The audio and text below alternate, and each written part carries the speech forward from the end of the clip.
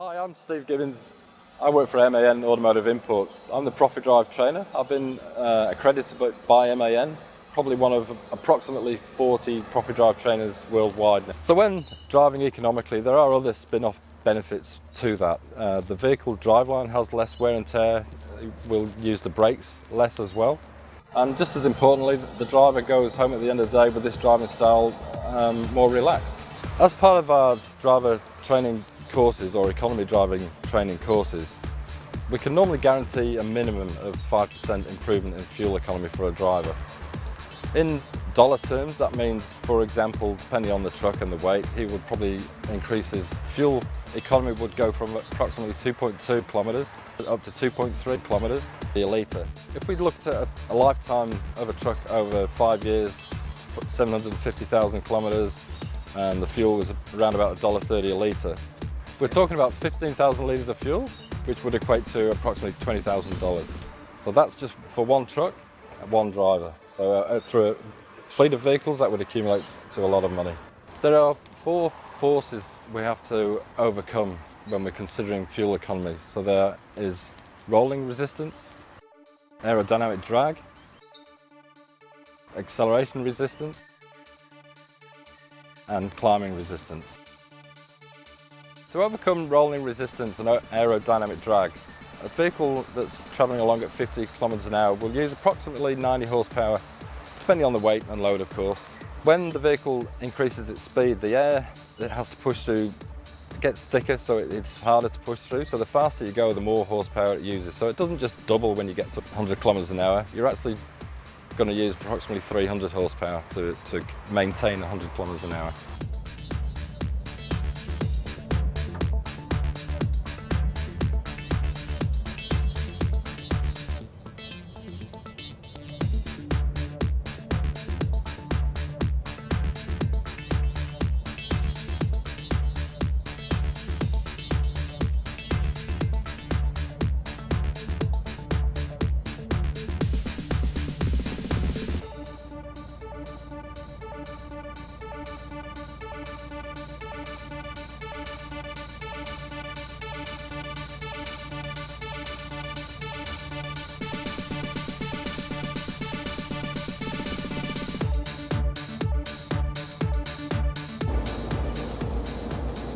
As soon as I reach the maximum road speed I'm travelling at, I'll just set the speed now on the limiter. So I press the plus button on the steering wheel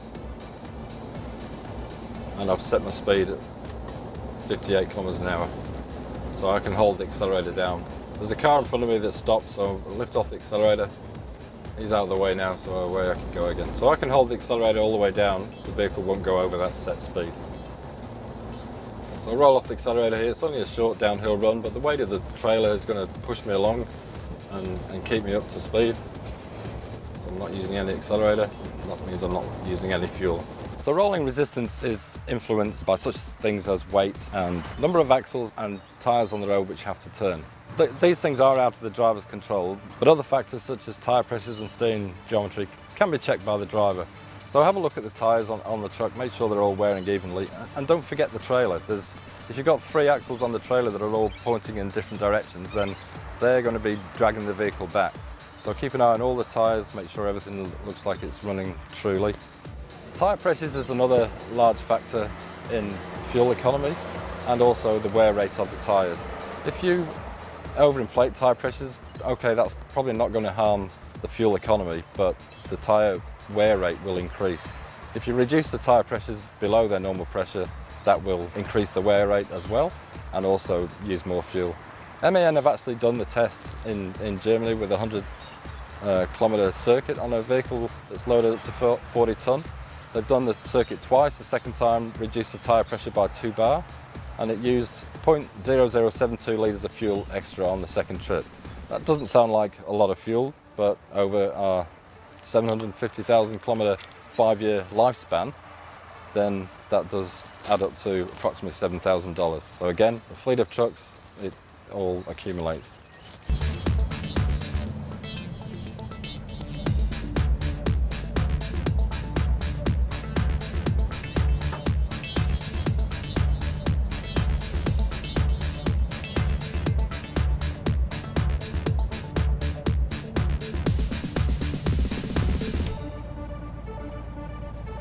Aerodynamic drag, it's largely out of the driver's control. That depends mainly on the size of the load and the type of the load.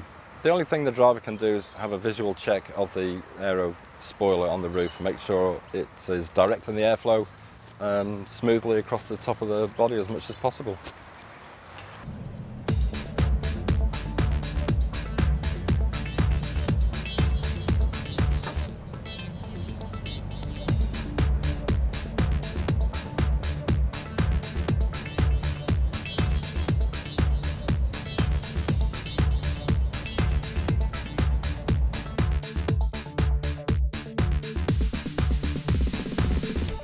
Low aerodynamic drag helps save fuel and thus reduces CO2 and other emissions. The improved aerodynamics of the TGX and TGS series were achieved with a large number of intelligent and constructive solutions. These include the new spoiler lip with a cut-off edge on the bumper, smaller openings on the outer side of the headlights, striking wind deflectors on the left and right, new on-piece mirror casings with controlled water runoff, a new roof spoiler for the XLX cab that surrounds the opening of the sunroof and also improves the ventilation in the cab thanks to defined airflow guidance. As a result of the redesign, the new air dams of the TGX and TGS make the airflow to the radiator 15% stronger. The fan thus switches on less often, and auxiliary power requirements are reduced. The CW value of the new vehicles is up to 6% better.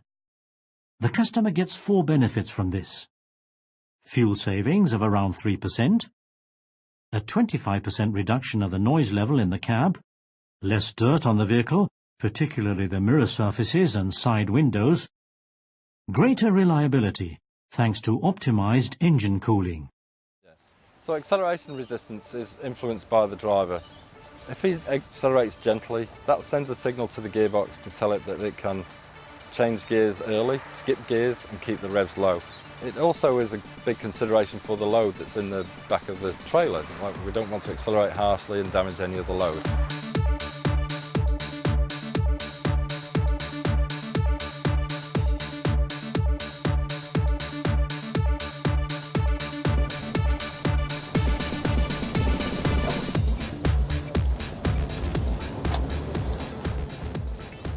So gentle acceleration, 95% throttle.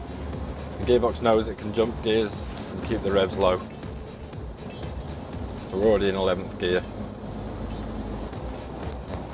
Roundabout ahead. I'm thinking about lifting off the accelerator as soon as I can. Approaching the roundabout slowly and timing the traffic, hoping that I won't have to stop the vehicle. So I'll use the engine brake. And there's no traffic, so I can just smoothly flow through here.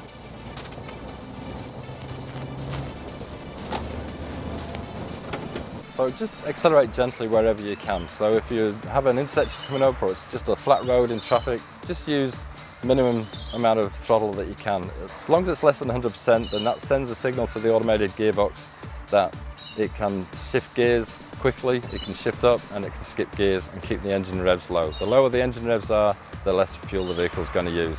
Obviously, if you're merging onto a motorway with high-speed traffic, then you have to use full throttle, you have to get to full speed. But any other time, if you can roll the throttle back as much as possible, then that's a good fuel saving. Also, not racing towards intersections, racing towards red traffic lights. First to the red lights waits the longest. If you can time the lights so that the vehicle doesn't actually have to stop, then that will save a lot of fuel because you use a lot of fuel. The inertia taken to get the vehicle rolling from a standstill takes a lot of fuel. Timing roundabouts as well, just slow down in plenty of time, look at the traffic and try and time the traffic so they can move smoothly through the roundabout without slowing down. Keeping a distance between the vehicle in front of you, again you can react quickly to any changes in the traffic and slow down without hopefully using the brakes.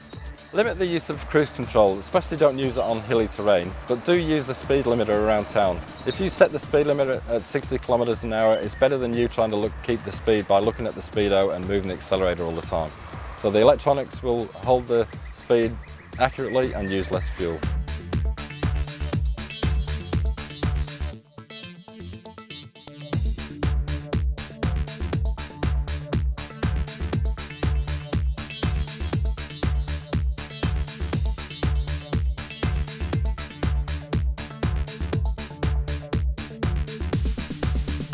Little amounts all add up at the end of the day.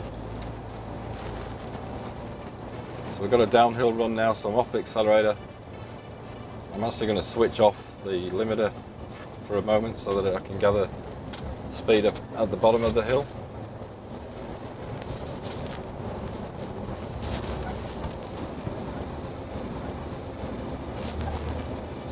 So I can accelerate now and get some momentum up to keep my vehicle momentum to help me get up the next hill. Oops.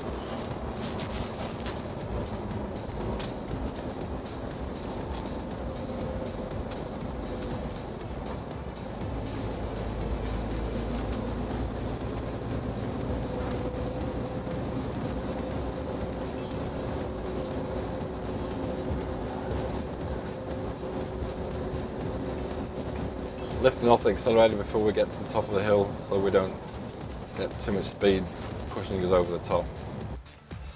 So climbing resistance is dependent on the weight of the vehicle and the gradient.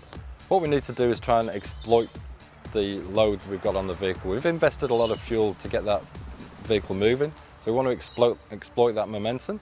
So any downhill runs we get, put the accelerator on towards the bottom of the hill to get speed up to get over the next hill. So I'll set my speed going down this hill with the foot brake. That tells the engine electronics that I need to use the engine brake, and it'll shift down gears to hold the vehicle at that set speed. This is what we call the brake-matic function.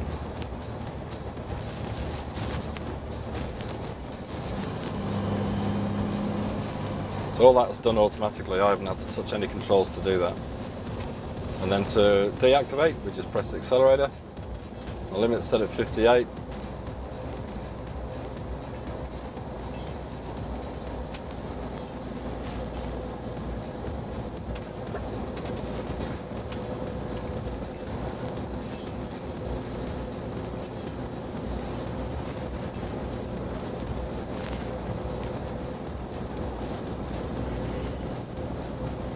So lifting off the accelerator before we get to the top of this hill, just easing back.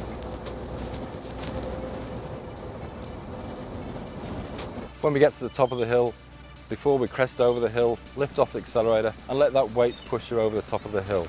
This is why we don't use cruise control on the hilly terrain. If you had the cruise control on or the throttle on over the hill, it would just power the vehicle over the hill and you would gather too much speed on the other side of the hill on the downhill run, and then you would end up using the brakes to slow it down. Whenever we use the brakes, that's generating heat, and heat doesn't come for free. You've burnt fuel to generate that heat. So what we need to do is use the weight of the vehicle to bring the vehicle up to speed on the downhill run.